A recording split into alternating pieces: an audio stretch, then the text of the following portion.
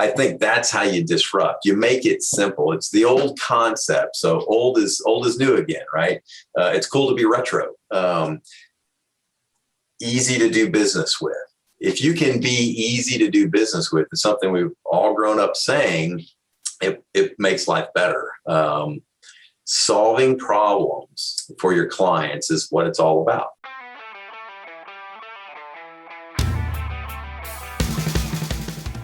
Welcome to the B2B Digital Marketer Podcast, a podcast helping you to end your struggle with digital marketing, helping you to pave a new and better path to target and capture your ideal customer. Each week, we teach you how insiders and experts debunk the dreary and become engines of innovation.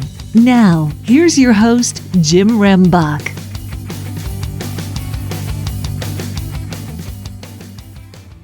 Okay, B2B DM gang, I'm excited today because I have somebody who I met many, many years ago, and I'm finally getting the opportunity to reconnect with to talk about something that's vitally important to every single one of us that do B2B digital marketing. Joe English, welcome to the show. Glad to be here. Thanks for having me. Now, I met Joe when I was really immersed in the contact center area, and he was working for a company at that time that sold reader boards for contact centers. That's what we called them too. That is what we called them. They were called, it was Simon Communications. And I don't even know if they're around. I mean, you don't have to explain that or talk about that, but all of that particular area has evolved in regards to information and communications that are displayed in contact center environments. But Joe actually has a background and experience with organizations on the sales side of small, medium, and even large enterprises. And so he's going to bring us a wealth of insights in regards to timeline, maturation, and how things have changed in regards to sales and marketing and sales enablement and all that alignment so that we can do what we need to do. And that is acquire, more customers in the B2B space that's getting harder and harder every single day. Joe, so if you could give a little bit of background and insight, in regards to your expertise and what you're going to share with us today. Absolutely. Again, thanks, gang, for hosting me. So Joe English, I have a catchphrase, just plain English. We use that to deliver sales success. And I'll start with my why. Jim, it's important to me and hopefully to all your gang listeners out there as to why I do what I do, right? So I remember back in the day, I had a head of hair. You're catching up to me. You got a little ways to go, but I graduated college and said, hey, I want to be in sales. That did not happen. We all have this vision of sales. Most people in the world have this vision of sales. And the first thing we tend to think of is used car sales guys. And that's, as you know, not true. And most of your listeners, I think, understand that's not true. But I didn't know. It was a recessionary time. It was the easiest, quickest role I could find, and I needed to pay off school. So it was the best thing that ever happened to me. I got a good corporate gig with Harris 3M in Florida and had awesome training, and it was competitive. The sales is competitive, right? You're winning, and the opportunity to win and compete was just. I was an athlete growing up and through college. And so that I thought was kind of cool, and not the exact same thing every day, like sitting at your desk doing the exact same thing every day. So fast forward, 7-8 years, and I was moved into a leadership role, and ding, ding, ding. That's when the light bulb really went on. So I have coaching in my blood. My mother was a coach and an athletic director. And when I started to have the opportunity to lead and develop other people, that's when it really hit home. And my parents were servant leaders. And so that was instilled at me at a young age. And so I had a successful 25-year career in corporate America, led the sales organization at Simon. And it was great. And I had the chance to work with really great companies and awesome programs and lots of training. And now what I do is I take all that Fortune 500 experience, and I help small to medium businesses implement those best practices that folks like yourself and your listeners can leverage within those environments to give the little guy those best practices that the big guy has that he just doesn't simply know about or she doesn't know about. So that's what I do. I got my degree in business. I did my master's program in organizational behavior. And so really kind of the study of people and I've done all my tests, right? So I'm a wooer, if you do the Myers-Briggs, and I'm a persuader. And so I really like the human condition and helping to solve people's problems. And so that's what I do, but from the sales perspective, right? So you guys are on the marketing side and my swim lane is over here in sales, but we're definitely attached to the hip. Well, and even more so than it's ever been. It's almost like you can kind of think of it as far as second and third cousins. No, now we're first cousins, if not brothers and sisters. I mean, absolutely. Because I mean, for me, I often find that we talk about business silos, and it doesn't matter the size of the organization. It really doesn't, because oftentimes, you have silos, and it's just one people, one person on each side, and oftentimes that connection gets lost. And you bring up an interesting point talking about some of the tools and capabilities and processes and procedures from larger organizations and being able to dial it down for smaller organizations. Mm-hmm. But if you could elaborate on that a little bit. Yeah, absolutely. So, in my corporate career with, working with as large as the phone company, right? 250,000 people and I don't know how many billions to, my last big corporate gig was at Emerson, $25 billion company. And so you have a lot of tools, right? There's a larger budget and there's lots of me's running around, right? Sales leaders and lots of sales staff. And you have to have, processes that enable people to be successful. And so sales enablement, which is largely the space that you sit in, is a really key ingredient to success. And the average small business, which is where I focus today in the small to medium space, they just simply don't have that. So as an example, my neighbor owns an HVAC company where they actually sell, service, install HVAC. And he kind of grew up in the business. He knows it inside and out. He didn't know the first thing about selling it other than just having watched somebody else sell it. So lots of small business owners know their space, but then building an infrastructure is not really their thing. And that may be true. It's extremely true of other, what we would think of as functional areas in a business, right? So from a marketing perspective, he doesn't have a CMO either. A friend of mine is his part-time CMO. So those types of things where you can implement those best practices that somebody who is an expert and has their 10,000 hours in doing that thing can come in and leverage that quickly and easily. So no different than what your listeners do. They're experts in their space, and they can come and apply that, that expertise and allow that business owner to leverage that and then get quicker results. Okay. So then if we're talking about, that understanding of the operations of the business versus the marketing and selling of the business, and they are very different. And there are a lot of, business owners out there. And I would dare to say it's even gotten even more complex with the past couple of years that there's no way they're ever going to learn this, right? I mean, So what we have to do is, if we are those people that are working in the sales area, working in the marketing area, we just need to take care of things so that we are creating that sales and marketing engine that will help that organization grow. So we talk about customer and client retention, and all of those things are very important. But if we're talking about growth, the numbers are very clear. In order for you to grow a business, you have to have a sales and marketing engine that works well. It's not all about customer retention. It just isn't. Even though on the retention space, they'll say, because we misconstrue this statistic that we often hear. Well, it's a lot cheaper to retain than it is to acquire. Well, that may be true, but if you want to grow, you got to acquire. Absolutely.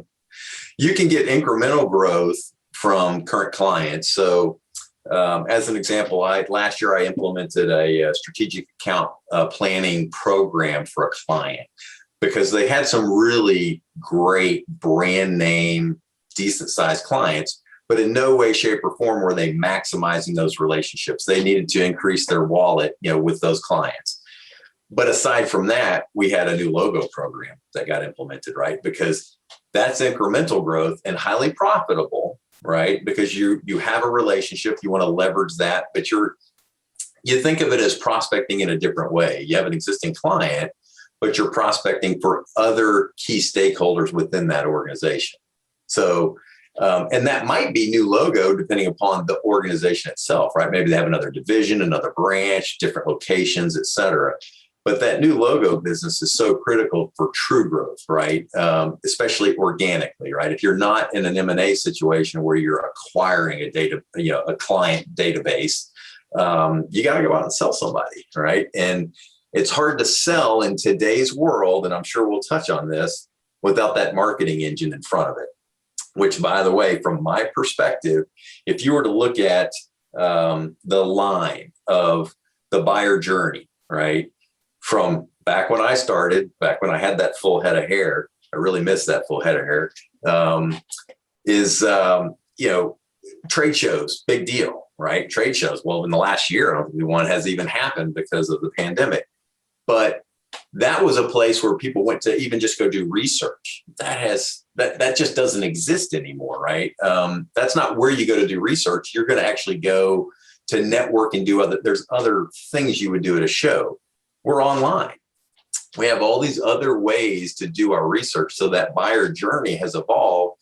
So where sales started at the very beginning, now there's so much more marketing involved at the front end of that buyer's journey up to almost the midpoint or potentially just past the midpoint of, let's say, a traditional best practice stages for sales is, 5 to 7 stages. It might be the third or fourth stage before a salesperson is now engaged because it's all marketing up till then.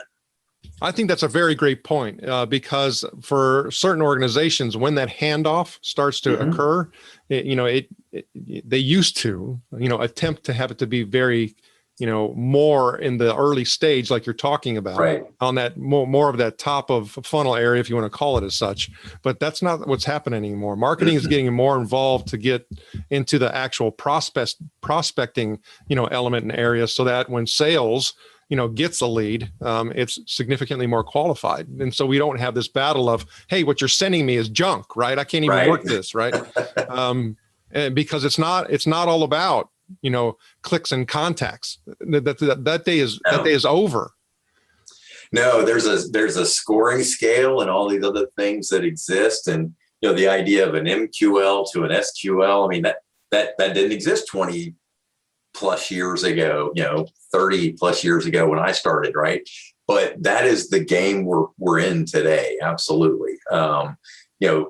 An SDR program was just not really a thing. And now that is absolutely how most businesses run it. Even when we're working with small businesses today, when we look at business development resources, we look at what is the actual role, even in a small company with single digit number of sales resources, who's sitting in that SDR type role versus an account type role, and then a leadership role. So.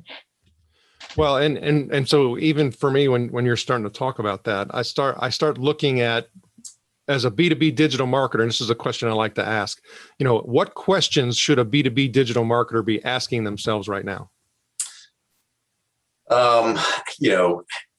Efficiency, and one of the biggest things, and most marketers, historical marketers, even before they get into the digital side, is, are you integrated? Do you have an integrated campaign? And one of the things we look at from an overall business kind of coaching perspective is alignment. So how well are you aligned with the other functional areas, right? And I've never understood this. So I've worn a sales hat my whole life, and I've been in other roles, but always related to revenue. And it's always sales and marketing. No, it should be marketing and sales. so that's a sales guy saying that. So, but are you aligned with sales? But are you also aligned with your product team, your service team, your operations team? And is the messaging right? Right. And so from a creative, your overall branding and awareness and that's not the digital side for me. There's digital components there. But when I think of digital marketing, I'm thinking of more of the actionable things that have to happen that are lead gen oriented. So are you aligned on the creative side from a CMO CEO perspective of, the brand and the image of the organization for awareness. And then from sales, and is sales aligned with what, your digital marketer is producing? And can they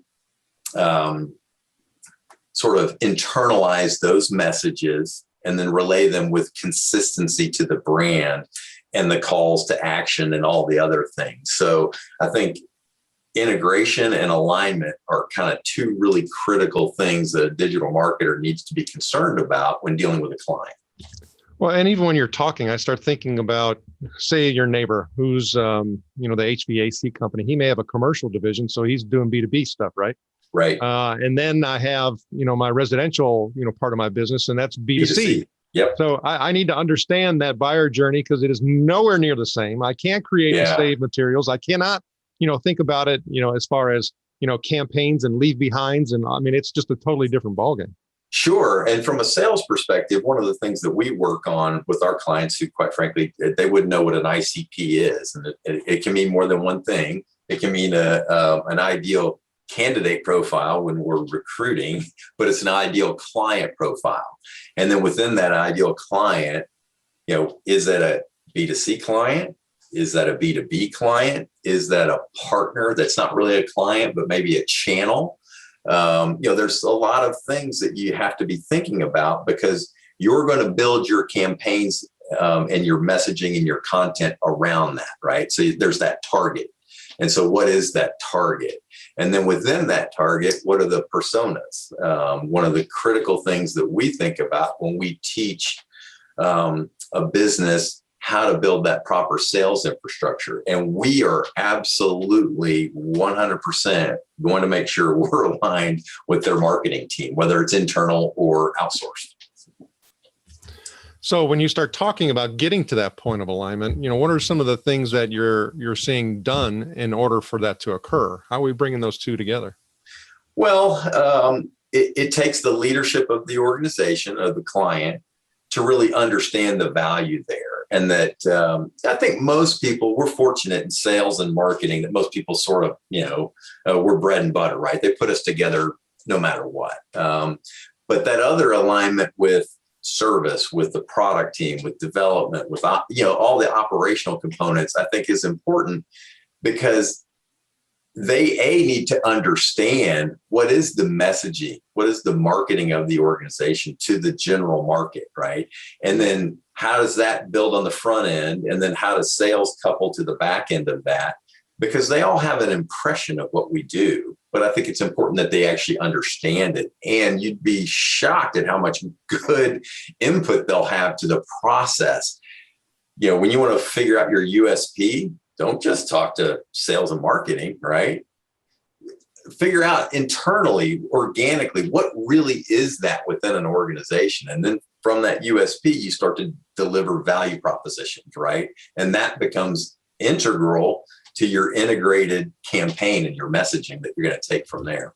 Well, and I think, and let's probably need to clarify a little bit as far as, campaign, because some people may perceive that to be as, hey, something I'm doing for a 3-month period or something. I mean, so a campaign could be just what we do every single day all along the way, right? It's the 365-day thing.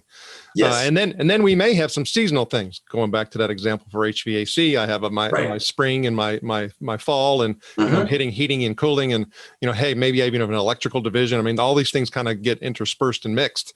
But it's really looking at what do I do on a consistent basis? What am I doing over a period or periodic time? And then how all that aligns as well, because I think you bring up an interesting point talking about the whole servicing and retention model is that, some people on that side may say, I can't deliver on what you're selling. Right? Absolutely. I've heard that. Absolutely. It's, hey, you're over promising and there's no way we can deliver. And then also you're saying this, but this is actually what we find out what we have to deliver, those types of things. And you bring up a really interesting point. So it is that overall continuum and that overall journey. Absolutely.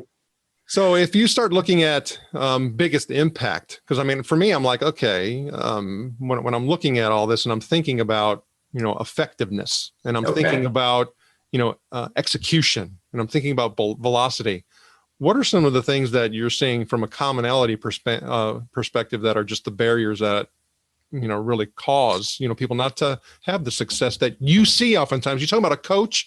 Okay. So I'm a certified baseball pitching coach, for those that listen on a regular basis, probably heard me reference that, but it is that a coach is somebody who has to pull out what's already inside. Right. And I think that's a very key point and distinction. I see it there. The potential's there. Okay. So now we have to be able to bring it out, and we have to do it through that person's willingness to want to do that. Right. It's not about instruction. It's not about this. And it's, really getting on that emotional side.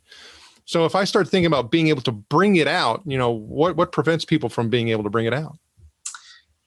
That's a good question. And I think one of the biggest challenges we all face is communication, right? I mean, I'm married 29 years to my wife, and the number one issue we still face today is communication. Sometimes we're not on the same page, right? So, and I'm happy to admit I've done so many corporate trainings on behavioral traits and what are those. I've probably done at least a half a dozen, but my wife got me to do the love language one, which is free. Anybody can go do it online. You just look it up. But it's great, and it categorizes people. And what's neat about it is it helps you to understand who you are, but then it gives you perspectives on other people. And so how do you get that out of people? It's by understanding a little bit more about them, right? So depending on whether you're using an everything disc or a Myers-Briggs or a love language, you can kind of categorize and figure out, like for me, I'm an acts of service person.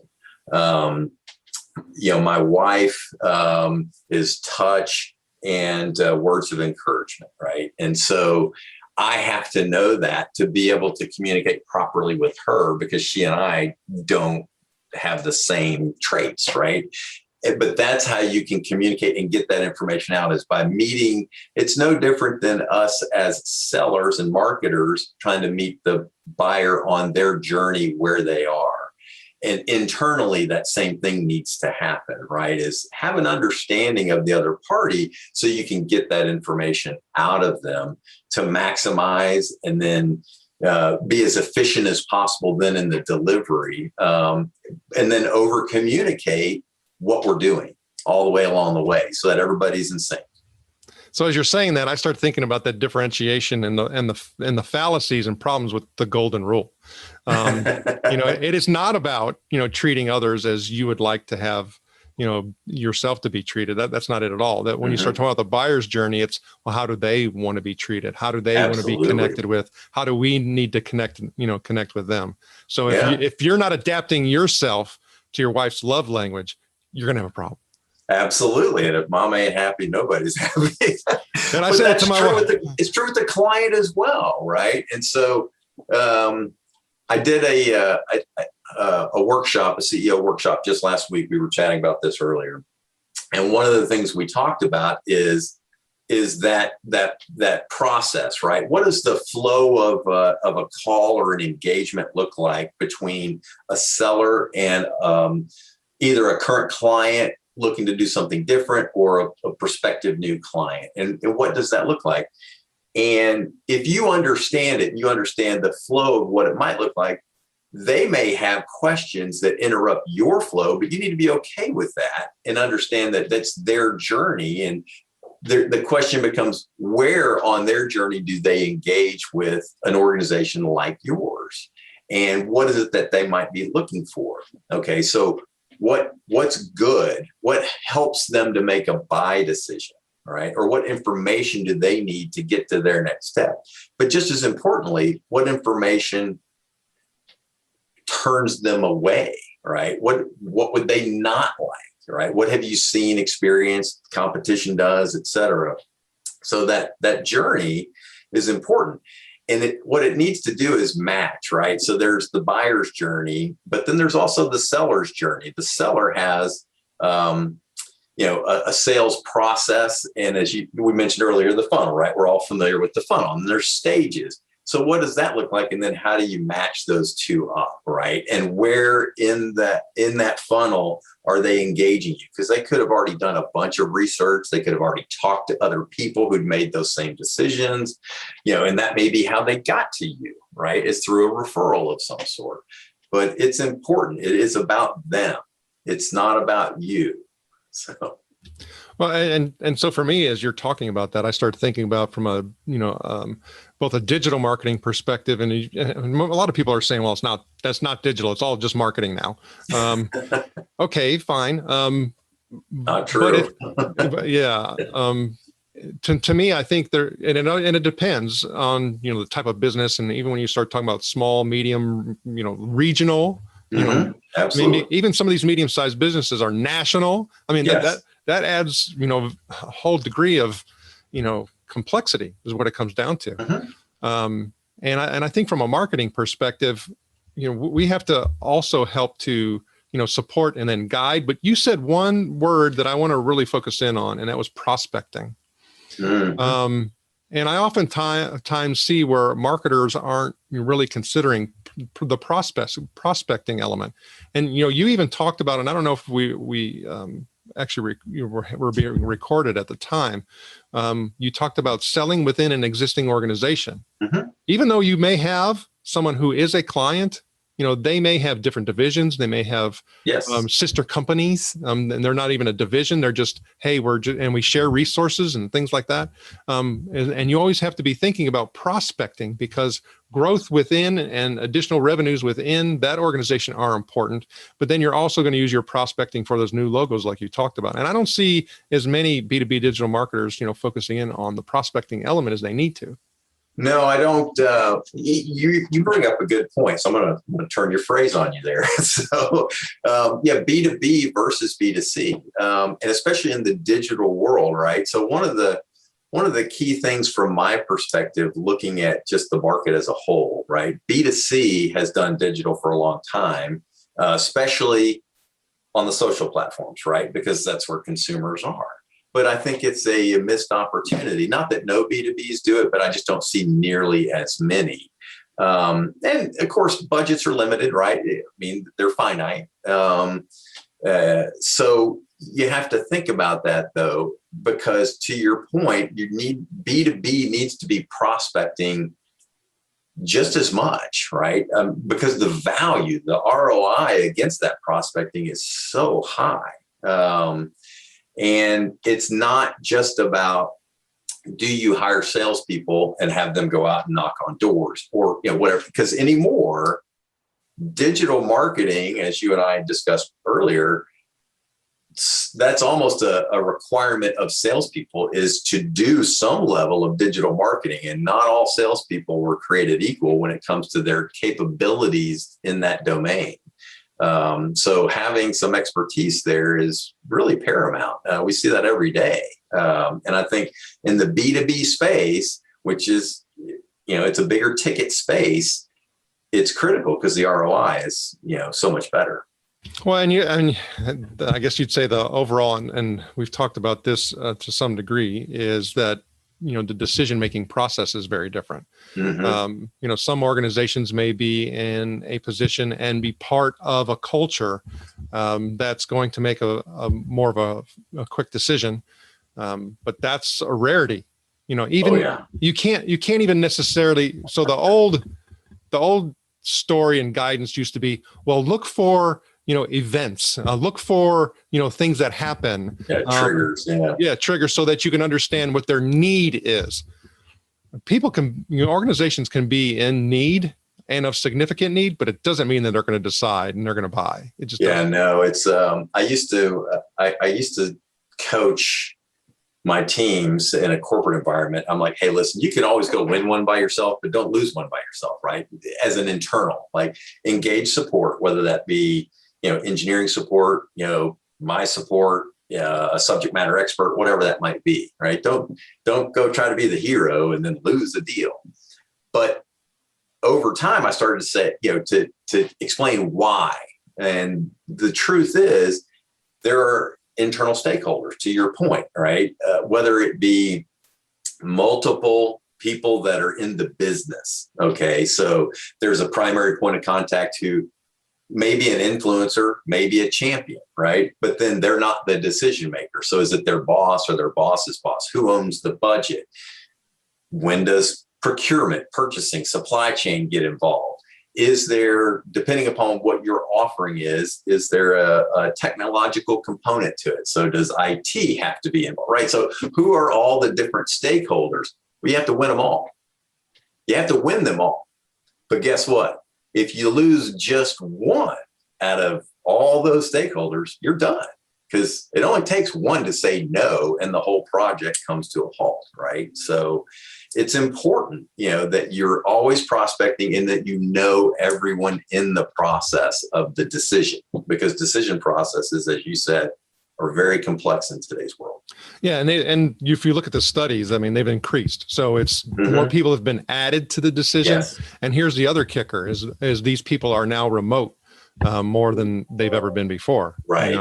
Is I've got 10 decision makers or 10 people that are going to be part of this, review process, and none of them share the same location. It's like, and that's just the reality that we have. That this is today's world. It's it. I mean. Don't think it's going to go back. I mean, companies are now moving towards full, remote. They're moving towards hybrid models. They're moving towards, I was looking at the whole workplace schedule, issue, and they were talking about how some people are 9 people and they're more, effective, and some people, and we hear all that. So now they're even looking at, well, how do we keep people connected with an organization where they may not even work the same hours? I know. So it's okay. It's a new world, and we have to prepare for that. It's a brave new world. I'm working with a client right now, exactly to your point. Pandemic forced them to be remote. They implemented Microsoft Teams, which I'm a fan of because it has all the tools in one location. And that's how we're integrated with them. We're now physically going on site with them once a week for a half a day at least, but then we do everything else on Teams. And it's because we're able to be collaborative, but not live. Now we can do a live Teams meeting, but people can just jump in, jump out, touch stuff. It updates automatically.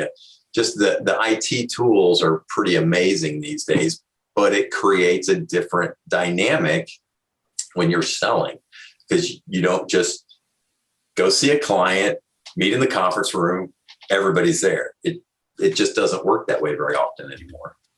And I think for me, when you start talking about that, I think marketing has to bring that insight and those support, elements in place so that sales can be successful. Because what I don't want to have happen if I'm working to support a sales, team or organization, or heck, even individual for that matter, I don't want to be able to create, content, information, communication, and then have them not be able to leverage it and utilize it, and then turn around and have to create their own.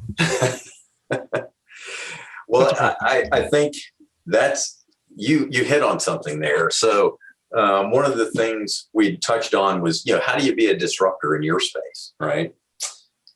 And I think this is true for a lot of people. I think it's true in sales as well. So I've put some thought into that over the years, and it's simplify. You got to make it simple for people, right? So as a digital marketer, if you can make it simple, you are disrupting.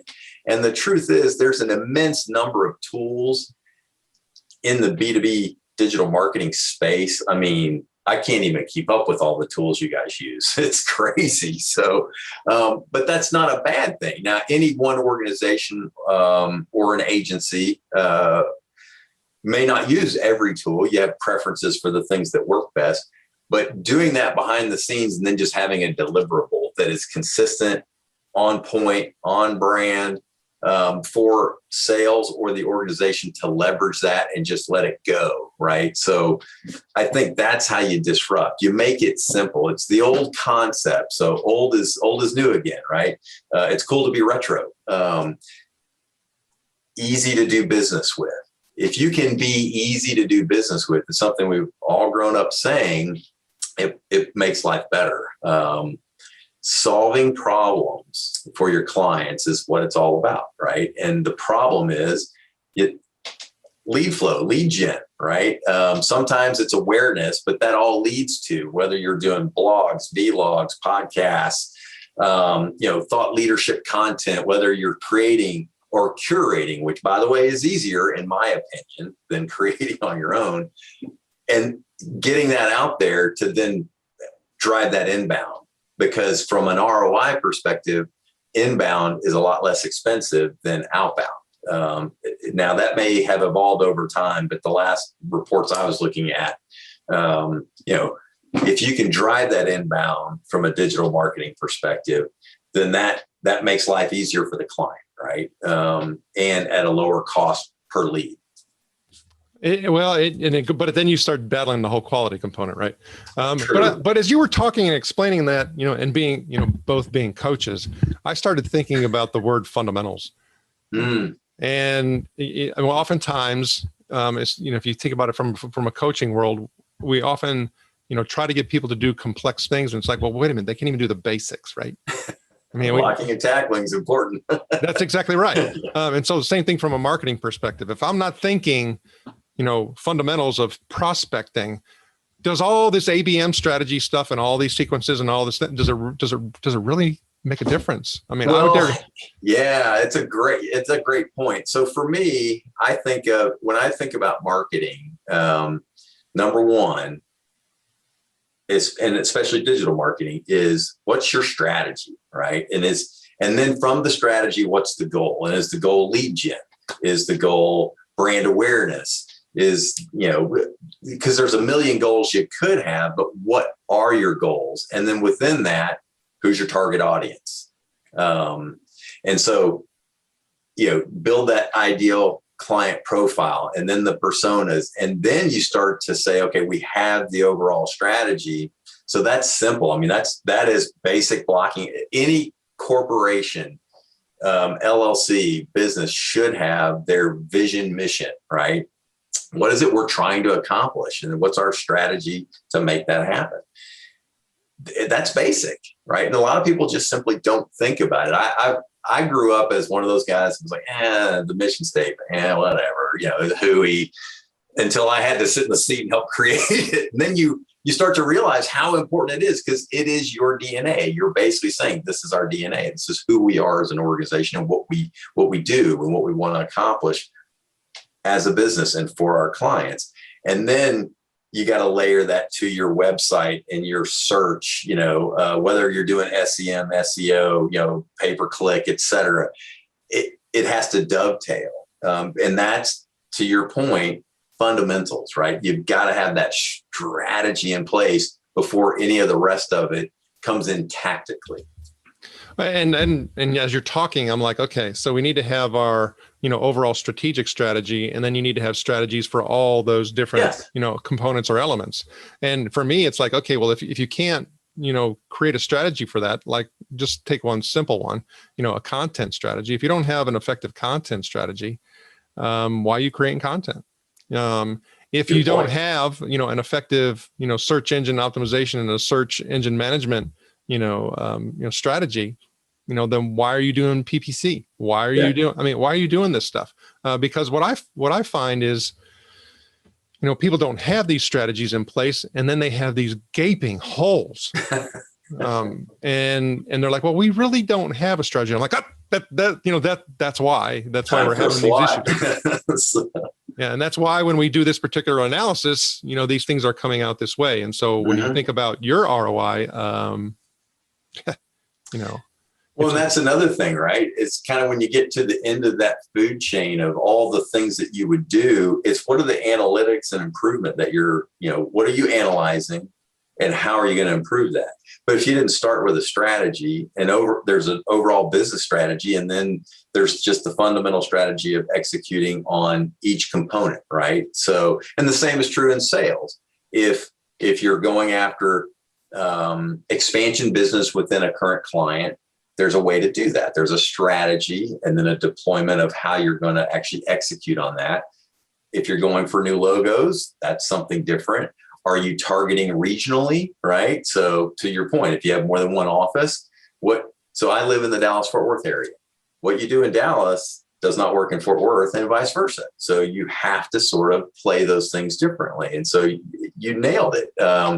Overarching, what's your corporate goal? And then functionally and or campaign wise, what is that going to be? And is the web different? What kind of content? And there should be alignment of all those things, right? One has to feed the other, has to feed the other.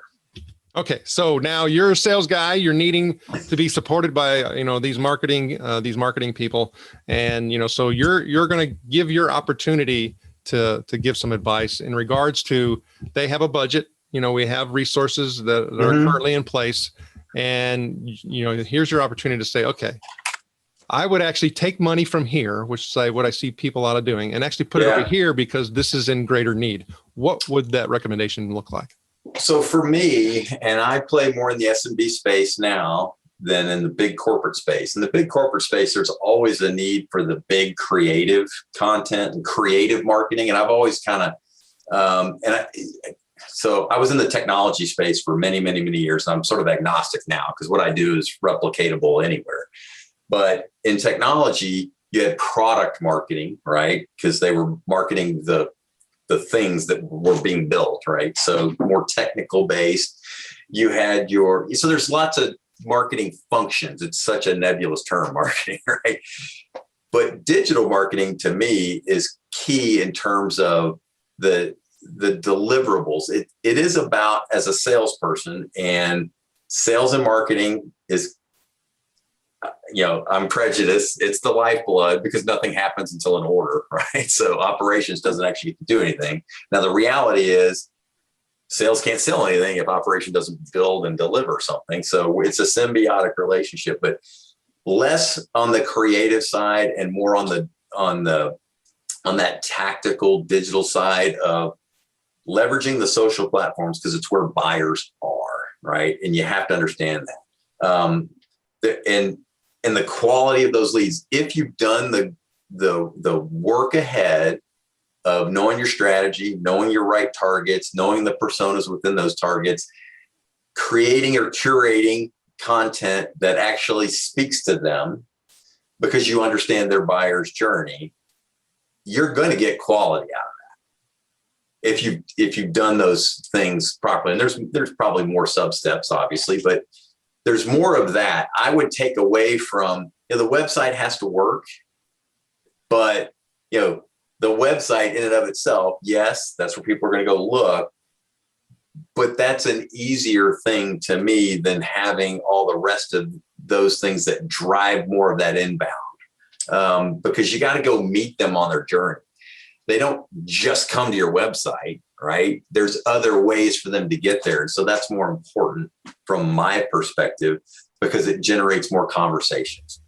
Because I'm more involved, or the people that I coach are involved when it comes to the conversation, right?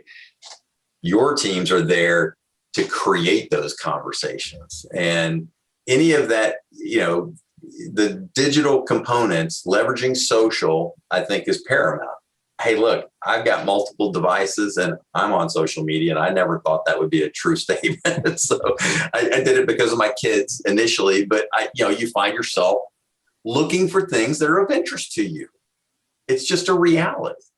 So you have to know how to do that the right way. And I've seen good content that I've clicked on, and I've seen bad content that, I ignore. And so getting that right, it's tricky, but I would funnel my budgets more in that way. And in fact, that's what we're doing within our group, is we're trying to leverage social more and do more outreach content than just have our website and kind of do more of the traditional marketing. Joe English, man, it was a fantastic conversation. It had a lot of value points in it. How does the B2B DM gang get in touch with you? Oh, feel free. You can find me online. 360 Consulting is I have a consulting practice with 6 other partners here in Dallas. Just Plain English is my DBA for my LLC.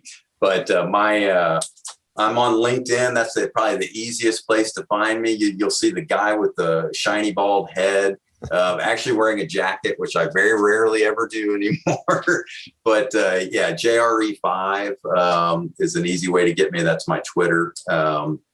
So just feel free to reach out. You can call me, you can email me, you can post. I think I sent you all my contact info, but we all know LinkedIn is where most of us live in a business world. So feel free to look me up on LinkedIn, and happy to make a connection. And, I give free advice, so reach out. I love to chat about this stuff. It's fun. Being that good servant. Thank you very much, Joe. Joe English, thank you for sharing your knowledge and wisdom. Hey, Jim. The very best. It's been awesome. God bless you and all your folks out there. And this was a blast. Enjoyed the chat.